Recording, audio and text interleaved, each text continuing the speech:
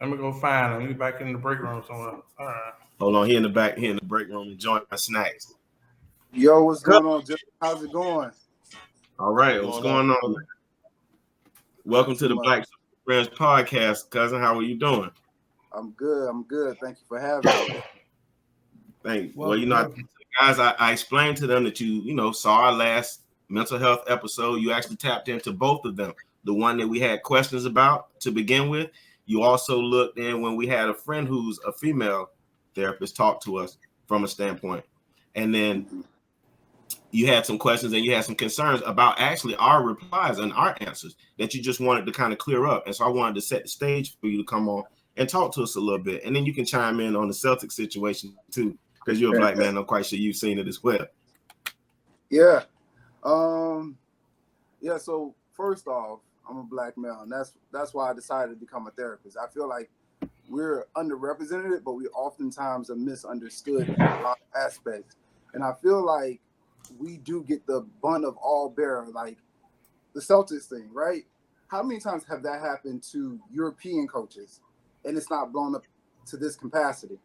And I feel like overall as black men, we have, like Horace was saying earlier, all these expectations that people have put on us, and then they expect us to function normally in this world as if everything is okay, right? They look at us saying, oh, well, you're a man, you can handle it, or you're a black man, you can handle it, and not realize all the restraints that they have placed on us.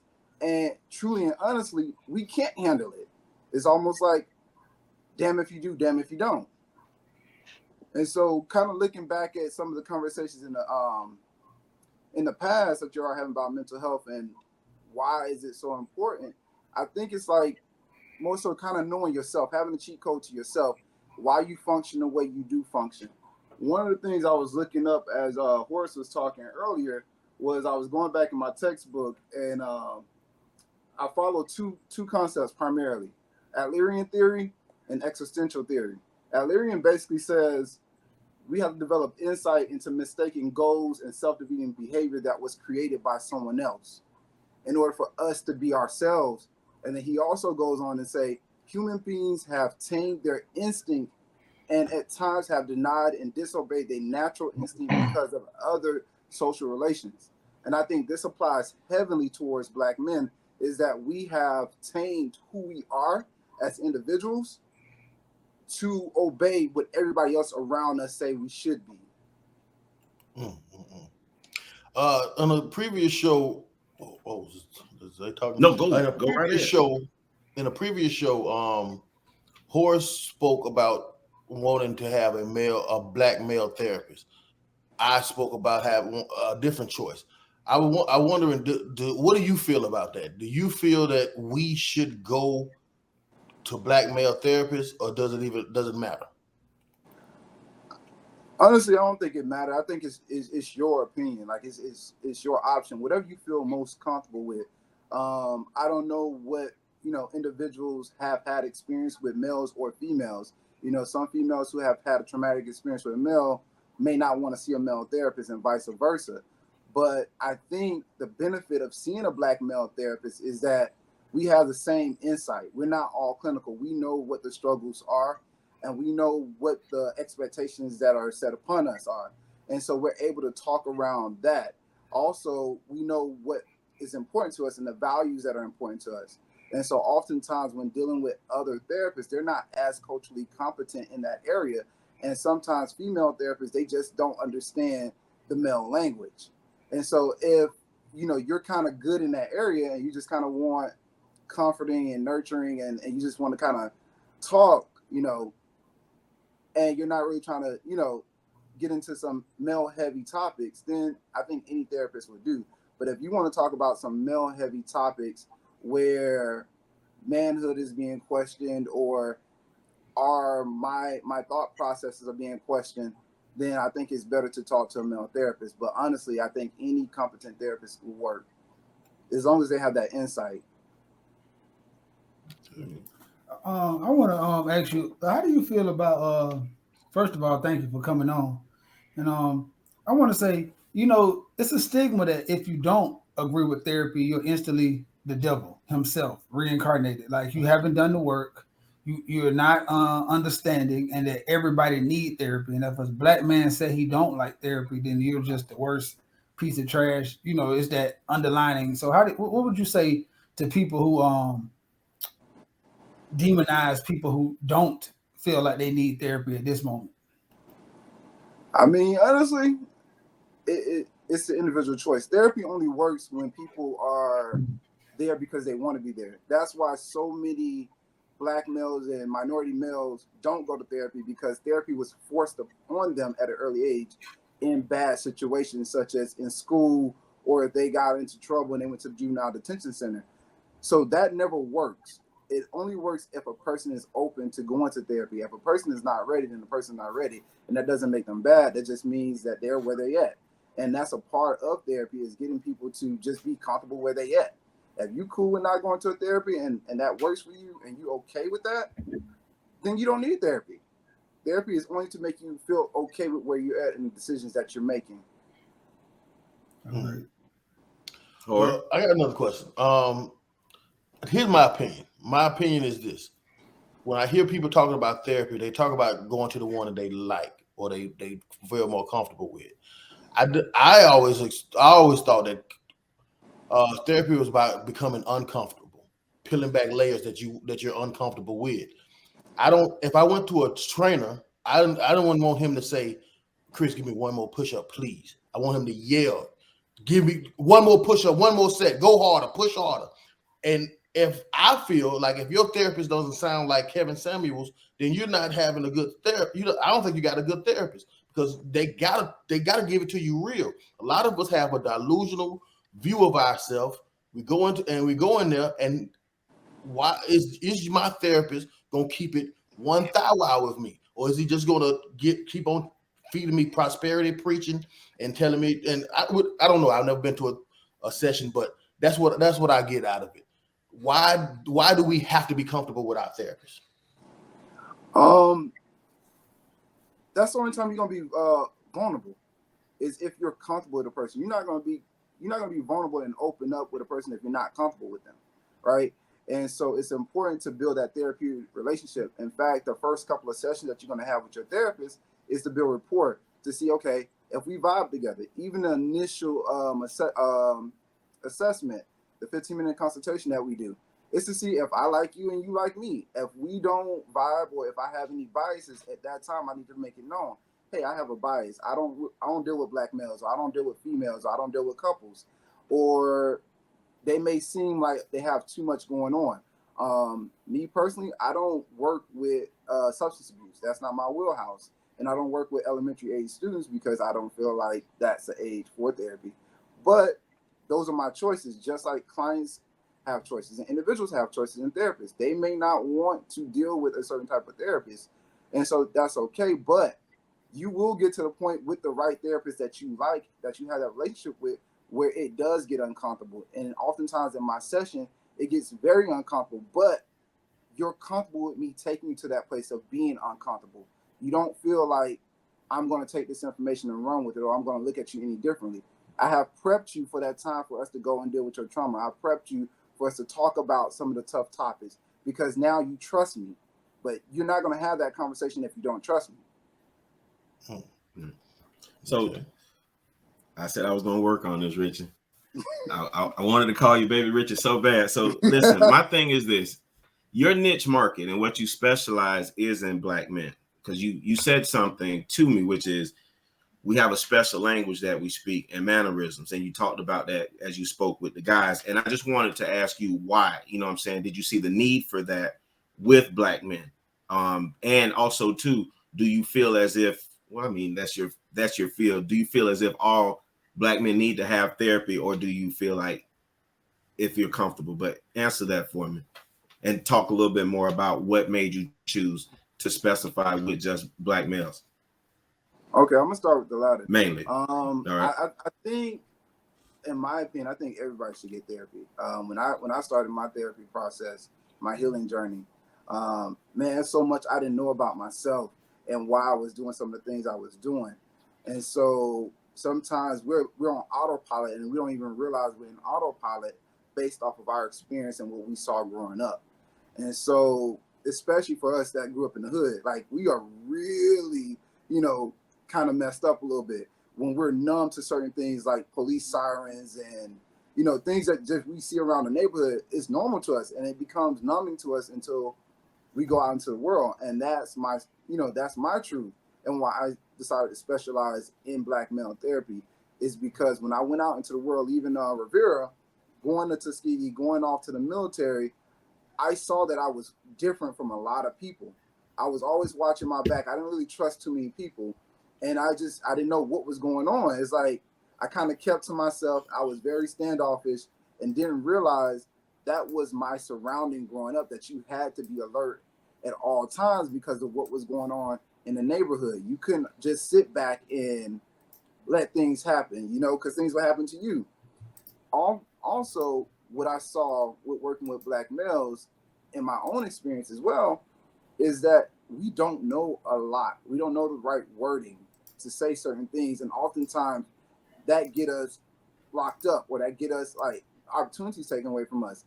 Sometimes I'm sitting in court and I hear some of these guys talk about their situations, and I'm like, man, if he said this would be different. Or if he felt this way, this would be different. Like, for example, when you get pulled over, most Black men automatically feel anxiety. Their body starts shaking. They start getting out of control. The first thing the police officer want to do is take that person down because they feel like they're a threat, but actually they're having an anxiety attack. But we can't articulate that because we don't know what it is. And so we can't express that. And so I feel like our inability to express ourselves oftentimes prevents us from living the life that we want to live or gaining the things that we want to gain in life. Lack of knowledge then. And so that makes sense. Horace, I see you looked engaged. Did you want to ask a question? You are a professional. And I am handsome as well. Listen, let's go, guys. First of all, there's two things I want to say. First off, there's a meme that says Black men don't go to therapy, they get podcasts. Aha, bitch, it works. I really gained a lot of traction doing this podcast over a couple of years. So the hell with all you wenches that say such things. But like Chris said earlier, I didn't even pick up on that. I promise you that, like I said, the way we were brought up, you didn't cry, you functioned.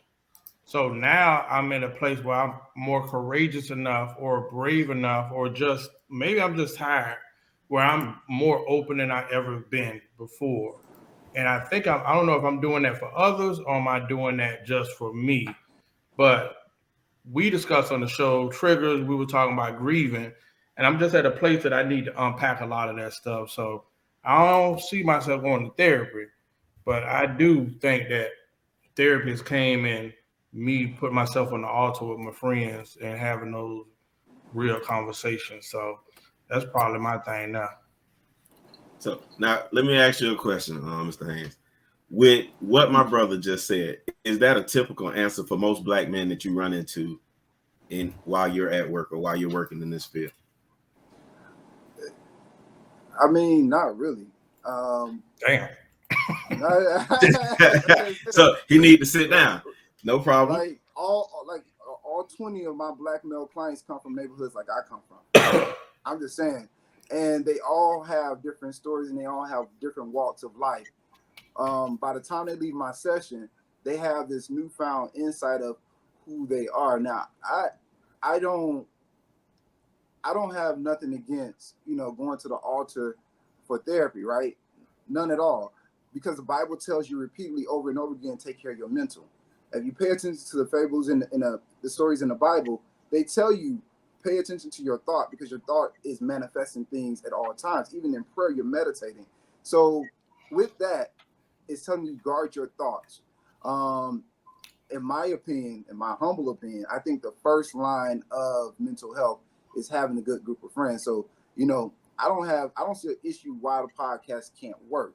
I think it's levels to this, right? I think the first level is having a group of friends that you can trust, that you can go back and forth with, that's going to give you great advice. I think the second step is getting a coach. If your friends are working, but you need someone to hold you accountable at all times, your friends can't do that, then get a coach. The next step is a therapist. If you just want to go deep and understand why you're doing what you're doing, then a therapist will help you figure that out. If you are to the point where you're homicidal or suicidal, then you need to go see a psychiatrist. They're going to medicate you and make sure you get right so that you can now go back down that ladder of, okay, now that we got you stable, now go talk to a therapist. Now you talk to a therapist, go talk to a coach.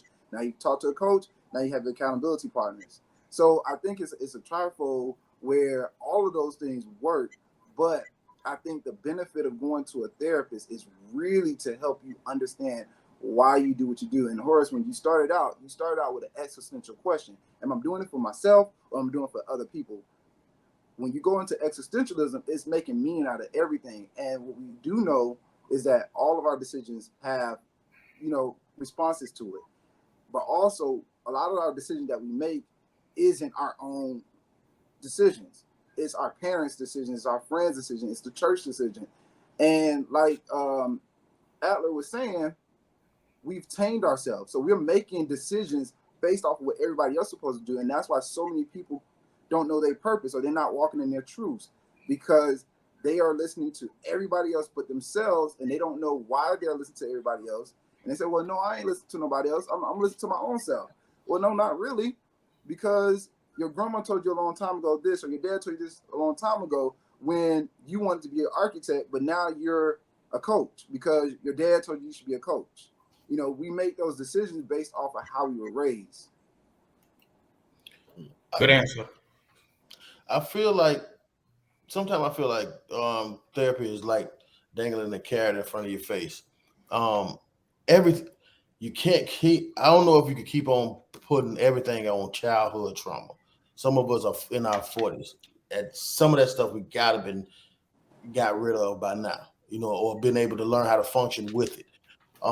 As far as just what trauma in general, I would think mental health is about being able to control your emotions, being able to have a hold on them, not bursting out in tears just because you get an emotional situation. Ain't nobody died, ain't nothing, ain't nobody get shot or nothing like that. It's like I think men do that well. A lot of us do that well, being able to control our emotions. It's not control or health if you can't kick nobody's ass in the room and you just barking. What shows control is you can kick everybody's ass in the room, but you're able to control your mental and your emotions and not do it. So for a man, it's like you're telling us that we're supposed to just be, flimsy with our emotions, but we tend to have it under control because we could wreak havoc anywhere we go, but we don't. We are able to control ourselves. So what do you think about that? I think it is to understand, not control your emotions, but to understand what your emotions are. Most men don't know what they're feeling. For example, a lot of men get labeled as aggressive or angry when they're just simply frustrated. That's a different emotion. When you're angry, you can do something about anger. You can channel anger. You can make art out of anger. But with frustration, you absolutely cannot think, and you will make irrational choices and decisions. And so understanding what these emotions are and where they're coming from, it helps you to navigate better around you. Like you can articulate, hey, I had a rough day at work. I can't think right now, which is now putting your girl on notice. Hey, don't talk to me about no deep stuff right now because my mind is fried. And if you talk to me about this, I'm liable to snap. I can't take no more. That's when you are emotionally intelligent. That's when you understand your own emotions and you be able to articulate that. Like I said in the beginning, most men don't know what they're feeling, and they just kind of go off of the basic, I'm happy, sad, mad, angry, and not really dig deeper or even make meaning out of it. For example, with trauma, I had this guy tell me one time, hey, I almost drowned one time, but I love to swim now. And I had him to tell me, well, go a little deeper, right? And he said, well, my mom jumped in the pool. She grabbed me out the pool, and she hugged me, and she told me, everything gonna be okay, and she put me in swimming lessons. Okay, that's different, right? Because the response that he got at that moment, he felt love and comfort from his mom, and it also built up his courage. For a different guy, if they almost drowned, their mom pull him out the pool and was like, man, if you don't get your ass, I told you not to be by that pool. That's what your dumb ass get. that guy would never go by that pool again, and then that will become a traumatic moment for him. For the rest of his life, he don't understand why I will not go by water or go get in the pool. It's because what the meaning that he made out of that traumatic experience. What therapists seek to do with trauma is we look at the meaning behind trauma and what comes out of trauma. I call it your superpower, because every traumatic experience breeds a superpower. For me, my superpower is being analytical, looking at things differently from other people. For me, it is being strategic. Growing up with a learning disability, I felt like I needed to know everything. And so I armed myself, and that actually worked in my benefit in the long run. Now, controlling that and not always being in that space of being hyper alert or always analytical is now me controlling, saying, well, no, I'm no longer in danger. So this is cool. I know what's going on around me. So this is cool. I don't need to spill all this information. I'm not being graded or judged. Dr. That's Haines. good. I wanted to talk to you about that because Chris talked about a great point, and you brought up a great point. Chris was saying how guys bring up and blame things on parents, right? But I think that that's all a part of the acknowledgement part. A lot of guys do get stuck there and never move any further, right? And I think that comes from the lack of knowledge, as you were saying, Dr. Haines, where you talked about them not even knowing who they are or knowing how to feel because of the outside influences, right? Now, one of the things I think that we've talked about several times, you brought up in the last piece that you just discussed when you were talking about the different receptions that the gentleman got from the pool, right? If he got the love and the comfort, he'll do it again. If he got told about himself, oftentimes most guys, and you know this because you originate out the hood, we get that second mom and then that thinks that births more traumas for guys going forward in life, and then we buck up on women, and then that becomes a whole other episode to talk about, because then the women, what's wrong with all of the men and all of these things like that happen. So I'm saying all this to say to you, right? Is that the reason why you specified with black males? And you because you outlined something about black males, the American black males, and you said cultural. And I know our family's blended, and I wanted you to talk a little bit more about that and why that's your expertise. Man, so my mom's side of the family is from Bahamas, and I work with a lot of Haitian Americans in my practice, and y'all know if any culture group that don't believe in therapy is Haitian American. Truly don't believe in therapy.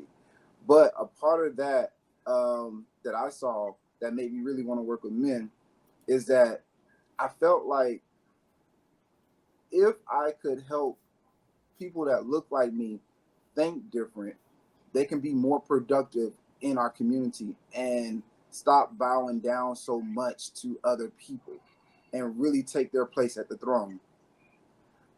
I feel like with us, we were unintentionally taught to be submissive.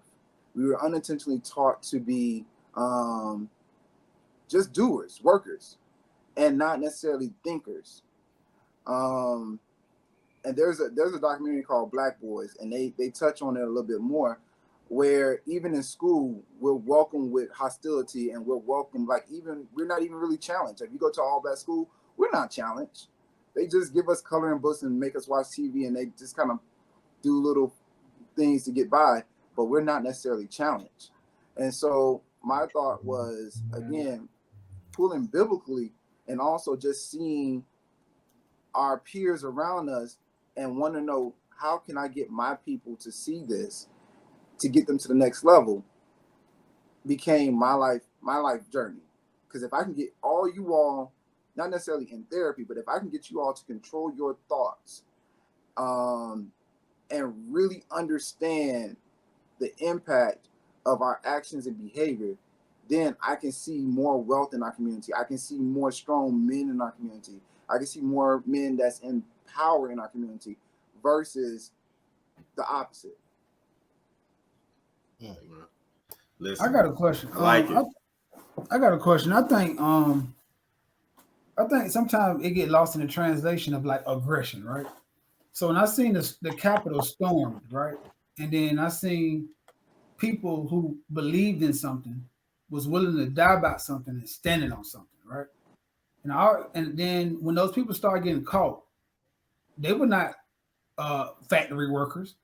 They were leaders of buildings, CEOs, entrepreneurs. So I think sometimes that get lost in translation with me because it seems like it's almost like a push to make us like docile or like not aggressive no more. Like we're not still at war. Like at the end of the day, like I think a man should still be a man. And I think sometimes tapping too much into the other side of us, like our feminine energy, it like leaves us vulnerable as a race because we're meant to cover. Horace and Jamie were talking about this, like cover us. And sometime in the covering, you're gonna take the brunt of the beating.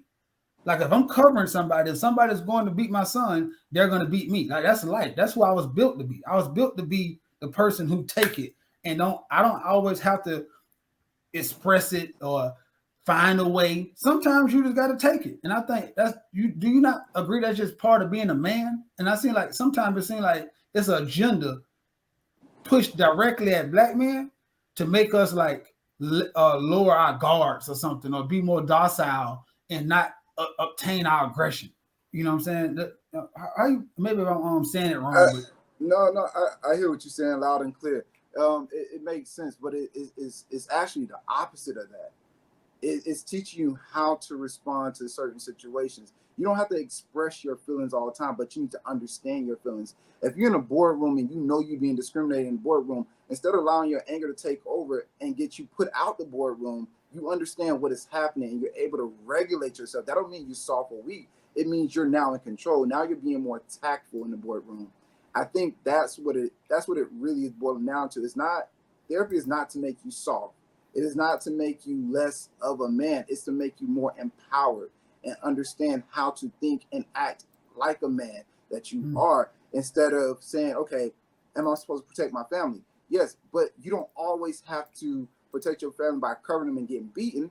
You can protect your family by being the first black governor of the state of Florida and creating laws and policies so that they're not getting beaten, that this discrimination is not happening. And so it's a difference from getting it head on at a bottom level versus getting to the top level and then creating change that way. And so that's all therapy really is just really opening up the mind spectrum and saying, what can I do on a bigger scale within my ability to protect my kids? Because yes, you can cover your child now while he's at home or when he's within reach, but what happens when he goes off to college? What happens when he goes off to school or walking down the street with his friends when you're not there? He's still going to get attacked. So now we have to create a bigger space. And if we can't control our anger or we can't understand why we feel the way we feel, then we can't do anything about it.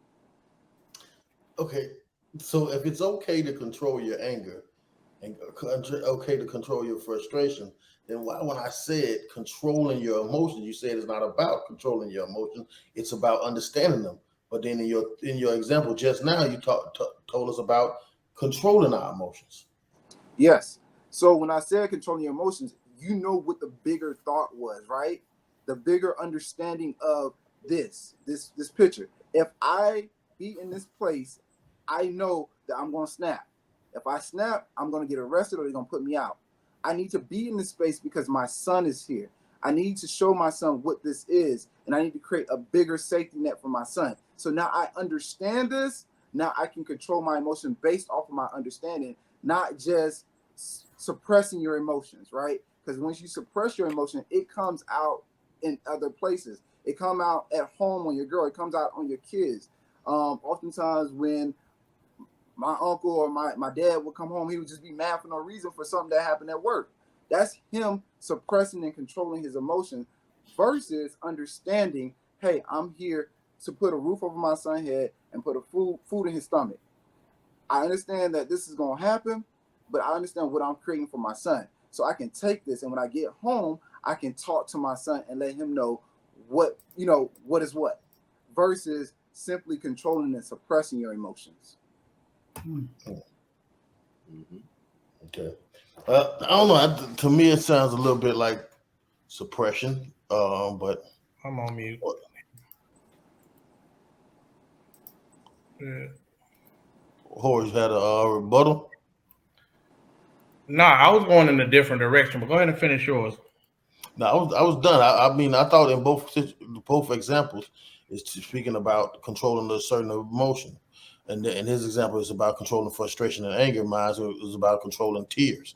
I think that both of them I think that men show a level of mental health, in my opinion, when you're able to control your emotions, when you know what you could do in this room, but you choose not to, but you can control not doing it. But that's just my opinion.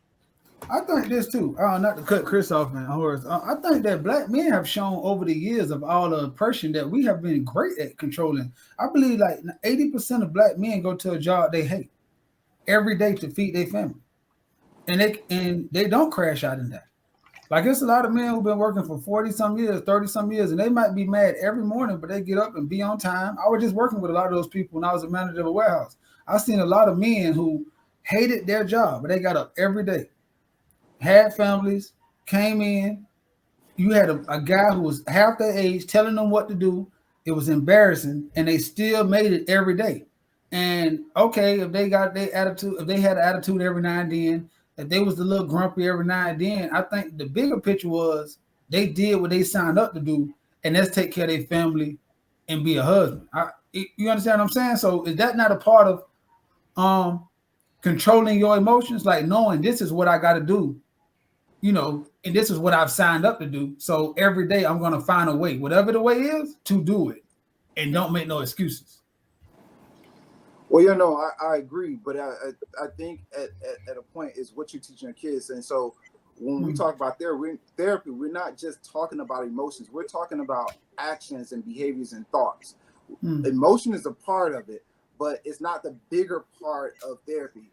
It is why I do what I do. So you say you got men that comes into work every day, the disgruntled, don't like their jobs. What are they teaching their son? When their son see them go to a job that they hate every day, are they teaching their sons to dream and do bigger? Or are they telling their sons, hey, sacrifice, suffer, and then hopefully your son will get it?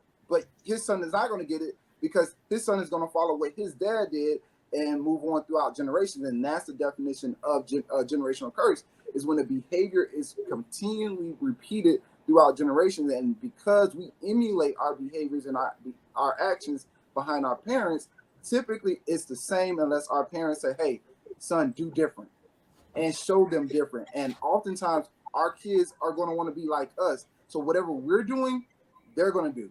That's why when we look at our relationships and we look at our relationships and how we deal with our peers, we can look back at our parents' relationship, or we can look back at our parents' friends' relationship, and we can see identical threads. For example, I was telling Zay earlier, my granddad, I love him dearly, but I reflected the other night and I realized I didn't really see much of him growing up. Even though he raised me, I didn't see much of him growing up. But the reality was he was working all the time. If he wasn't at work, he was at church. So when we did see him and he was around, we celebrated him like it was no tomorrow. And we idolized him. But now that I'm an adult, I see myself doing the exact same thing. I'm always busy. I'm always working. I'm always throwing myself into something and not creating balance. But that's something I learned from my granddad. But now that I know that, now I can do better, because I know I repeated a pattern from my granddaddy. And now I need to move better and be more intentional about creating overall balance. God forbid your granddaddy make a successful therapist. Well, I have a question, sir. And this will be, listen, I want to share what some may deem as ignorant, but we don't care. When you go to war, traditionally or even now, the black man, I'm going to be going like James Baldwin. The black man is always under attack, right? So back in the day, you go to war, first thing you do, you kill the men. Chris, don't be yawning. I can still see Carol. Listen, so you kill the men, right? What else? It's always an attack on men. So I said all that to say, with therapy, I think for people that need it, I'm all for it, because it takes a lot for somebody to say, hey, I have a problem, I need help. But I must highlight the perversion that's going on now. So I'm going to call out a celebrity. I forgot who the girl was. She did a whole big campaign last year, the year before. men need mental health. And then we went in there and looked at it.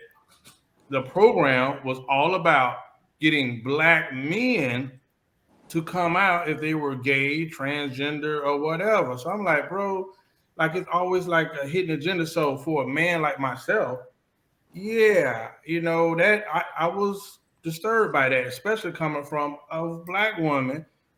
Our homes, our communities are separated. So yes, that's why I think therapy is going to be frowned upon, especially now that it's such a big push for black men, not black people, black men to get it.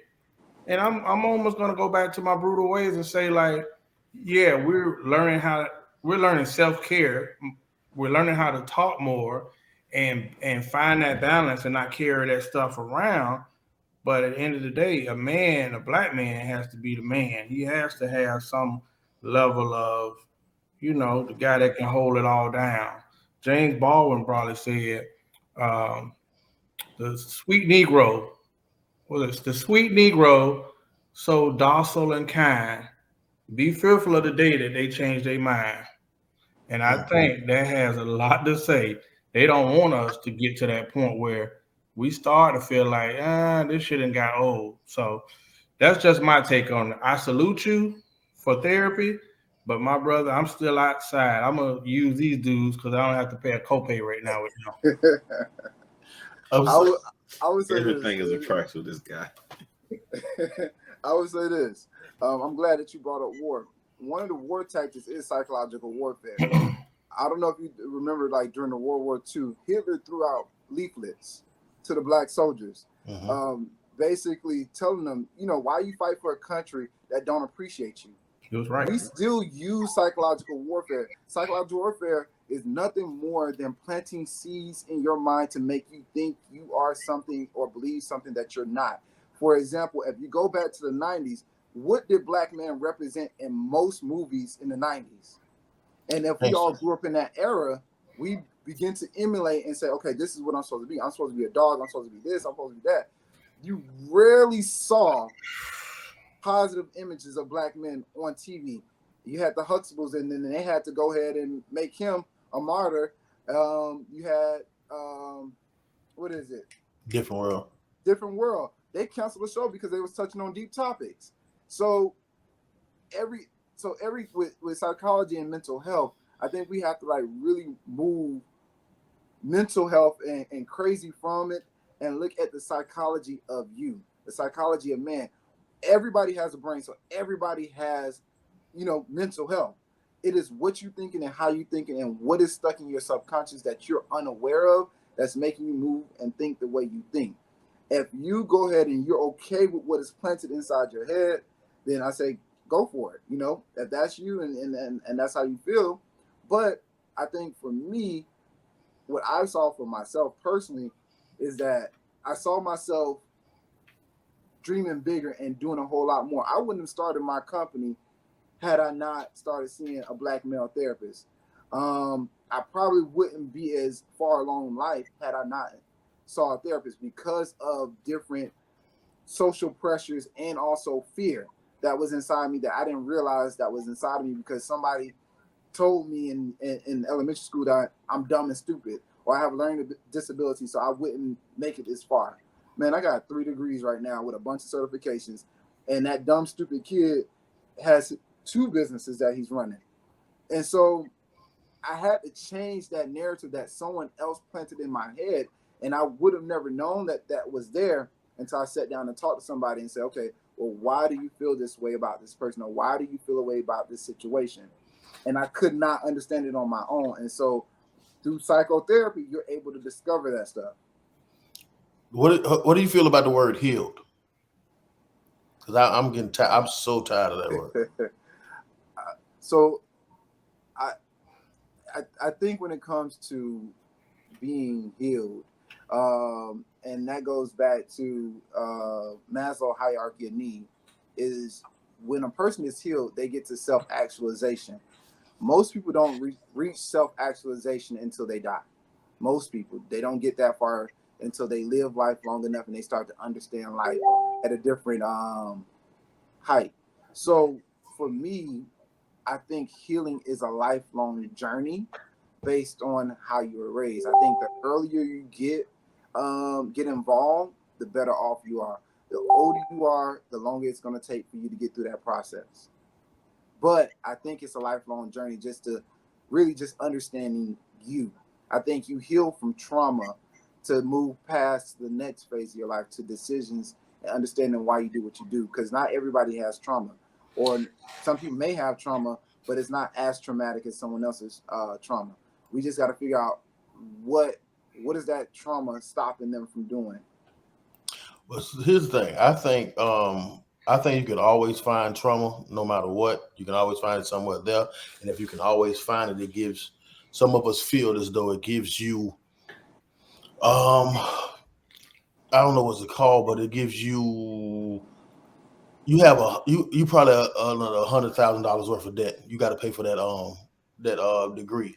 So what does that lead to any of your bias about finding the trauma to link themselves on to continue to keep them in therapy? Because a lot of times that's how we feel. We feel as though because y'all went and got that $100,000 of student loan debt, you're gonna find a trauma and you're gonna drill it in my head. Hey, brother, I went to the military. The Army paid for my degree. So for me, I love what I do, and I feel like my therapy is, I won't say quick therapy. I feel like the way I provide therapy is I get you what you need within 6 sessions. I tell you, hey, you might need to go to a coach or get a good group of friends to follow up. But I typically try to get clients where they need to be rather quickly. And then we do maintenance work afterwards. Matter of fact, my clients, I would see them weekly for like maybe 4 to 5 sessions. We do bi-weekly, maybe 3 sessions. And after that, we're doing monthly. I mean, but if a person is ready to get to that pinnacle, there's other forms of therapy that you can try. You got psychedelic therapy, you got EMDR therapy, you got hypnosis. There's several forms of therapy that is a lot quicker. They're costly, but there's a lot quicker to get to that aha moment than just traditional talk therapy. And I don't know if I made this clear. Even though in the state of Florida, I'm licensed as a mental health therapist, I trained as a psychotherapist, which is slightly different from a mental health therapist. A psychotherapist usually deals more so with the mindset and how the brain works, and more so the psychology of a person versus just traditional talk therapy and just tell me about your issues. Listen, cuz, man, I like all of the information that you brought. You brought a plethora of knowledge to our platform that and actually brought some conversations and issues that we never even thought of and brought light to that. What I want to do now is I want you to speak to the people, give them your information, because I know we had a conversation prior to coming on, and you talked about your licensing and your business being online so you can reach out and help others that may not be here in the beautiful state of Florida. So I want to, highlight that and highlight you. And last but not least, I want to thank you for coming on and sharing your knowledge with us, because as you said, it's a lack of knowledge for us, especially as Black men. So I appreciate you. And that was the reason why I kept harping on you dealing with the Black male, because we have issues. And I say that because we're afraid to step out and get therapy from a woman, from a white man, from an Asian, whoever. And I don't think we have enough guys like you. So like I told you, when you reached out to me and let me know how you felt about our first mental health segment and let me know some of the attributes that you had done. Remember, we hadn't spoken in a long time.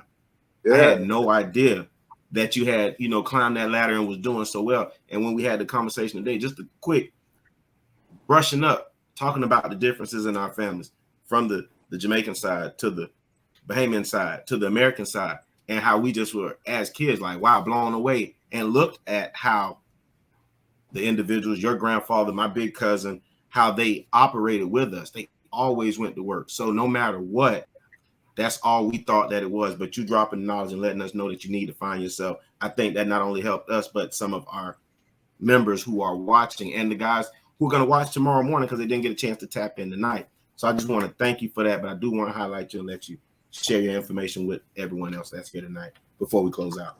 Yeah, he got one last question on the screen. Go right ahead. Is there a difference in therapy and mentorship? There is a difference between therapy and mentorship. Therapy is more so client led. So the client leads the sessions in a therapy session. The therapist just offer different perspectives and challenge some of the thoughts so that the client can have a clearer thought as to how they want to navigate. With mentorship is more so molding and teaching the individual how to become what they want to become. So basically emulating more so for that individual, and teaching them the ways of whatever they're trying to accomplish. So like I mentor a lot of young Black male therapists, and I mentor a lot of young men. And so I'm a lot more hands-on with them.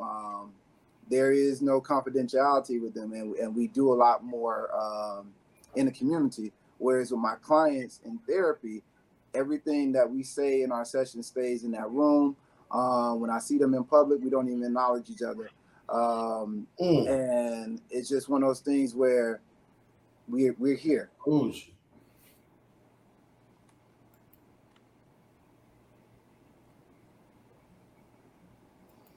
Any other therapeutic option for males who don't want to receive therapy? I'm not sure if I understand that question.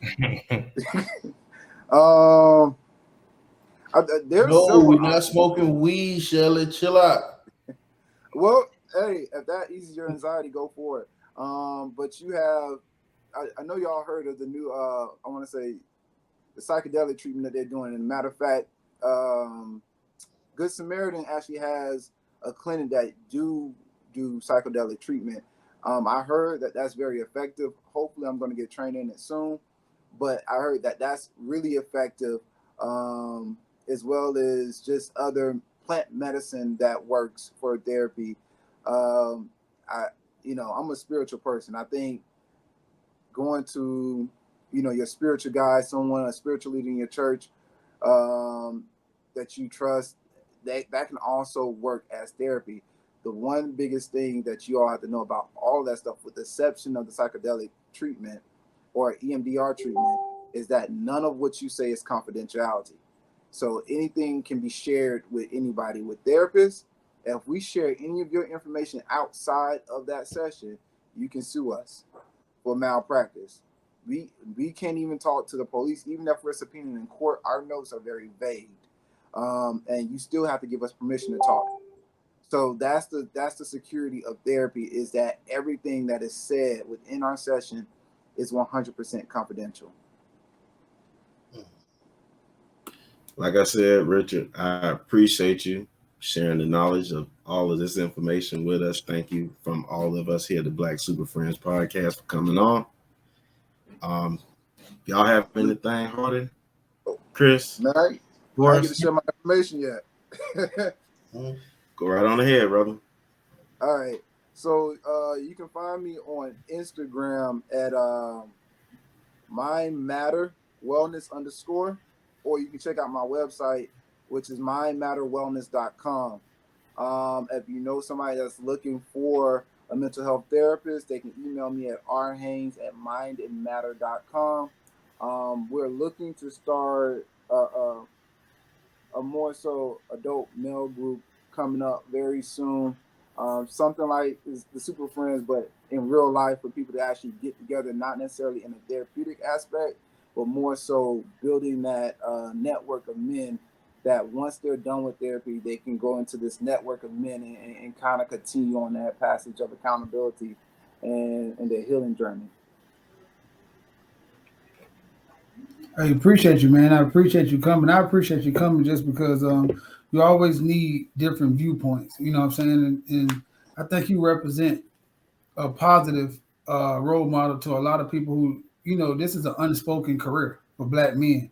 So you even talking about the way that you got into this career is enlightening to all of us, you know what I'm saying? Because who would have thought that you know what I'm saying, coming from what you came from, and even the military and all that trauma, would go back to see a need for this. So we appreciate you, man. Thank you for coming on. Appreciate you for having me.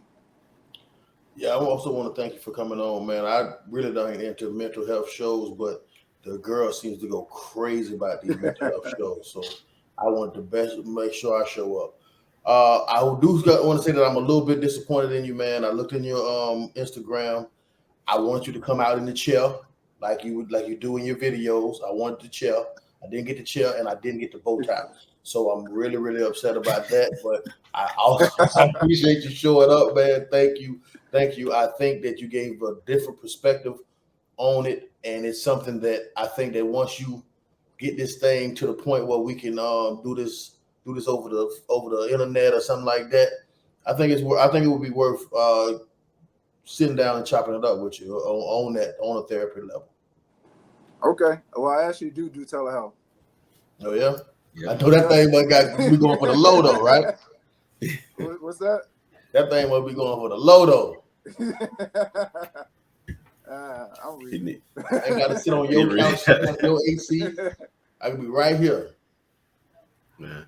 Hey, listen, cause I'm proud of you, man. Like I told you in the beginning, thank you for coming on, sharing with us. Cause like I said, when we had our conversation, you opened my eyes to some things. So I shared it with my brothers, and we got a chance to share it with our platform. So to each and every one that came out, I hope you ate.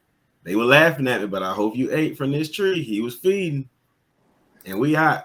Black Super Friends podcast is over. It's closing. Appreciate it, Don't want to jump out the cake. Tom Brady lost. Dolphins won. Have a good night. And the Cowboys probably about to bag it. Let's do it.